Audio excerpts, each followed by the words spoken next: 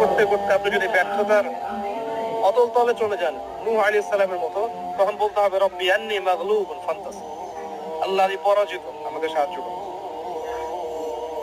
তখন আসহাবুল কাহফের মতো একা থাকতে হবে। আল্লাহ চেয়েছেন এটা। আল্লাহ চেয়েছেন আমরা এই দুনিয়ার জীবনে হালাল খাই, হারামে না যাই। আল্লাহ চেয়েছেন আমরা সুন্নত অনুযায়ী জীবন যাপন করি, সর্বশেষ নবী মুহাম্মদ সাল্লাল্লাহু আলাইহি ওয়াসাল্লামকে আদর্শ নেতা হিসেবে গ্রহণ করি। আল্লাহ চেয়েছেন আমরা তার দ্বীনের দাওয়াত মানুষকে দেই। তা'মুরুনা বিল মা'রুফ তানহাউনা আনিল মুনকার, তোমরা শ্রেষ্ঠ জাতি, কুনতুম খায়রা উম্মাহ উখরিজাত লিন-নাস, তোমাদেরকে মানব জাতির কল্যাণের জন্য বের করা হয়েছে। দুটো কাজ দিয়ে, সৎ কাজের আদেশ করবে, অসৎ কাজে নিষেধ করবে। আল্লাহ চেয়েছেন আমরা দ্বীনের দাওয়াত দেই। আল্লাহ চেয়েছেন আল্লাহর জমিনে আল্লাহর দ্বীন প্রতিষ্ঠা হোক, এই ফিকির আমরা করি, এই চিন্তা ভাবনা আমরা করি এবং সেই চেষ্টা করি। আল্লাহ চেয়েছেন আমরা ঐক্যবদ্ধ থাকি, বিভক্ত না হই। আল্লাহ চেয়েছেন আমাদের মেয়েরা যেন পর্দা করে, জীবন চলে গেলেও পর্দা না ছাড়ে। 200টা কুকুর শিয়ালের সামনে দাঁড়িয়ে হলেও যেন পর্দা রক্ষার স্লোগান দেয়। আল্লাহ এটা চেয়েছেন। আল্লাহ এগুলো চেয়েছেন। এগুলো কি আল্লাহর অন্যায়? হে আমার প্রিয় মুসলিম ভাইরা,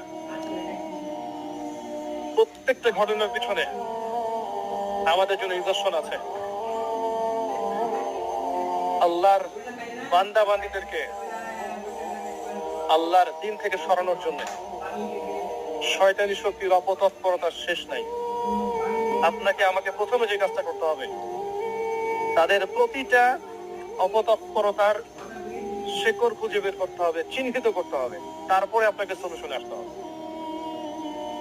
তারও আগে আমাদেরকে দুনিয়ার জীবনটাকে গুরুত্বের সাথে গ্রহণ করতে হবে। এই জীবন আমার একটা মাত্র উদ্দেশ্যে আল্লাহ পাক দিয়েছেন, যেন আমি জান্নাতে যেতে পারি। জান্নাতে যাওয়ার পথে যেই আমার বাধা হবে তাকেই আমাকে অ্যাভয়েড করতে হবে, সেটাই হোক না কেন। তারপরে আল্লাহ আমার কাছে যে কাজ চেয়েছেন, ফরজিয়াত, ওয়াজিব সমূহ, সুন্নাত, এগুলোকে আমাকে পালন করতে হবে।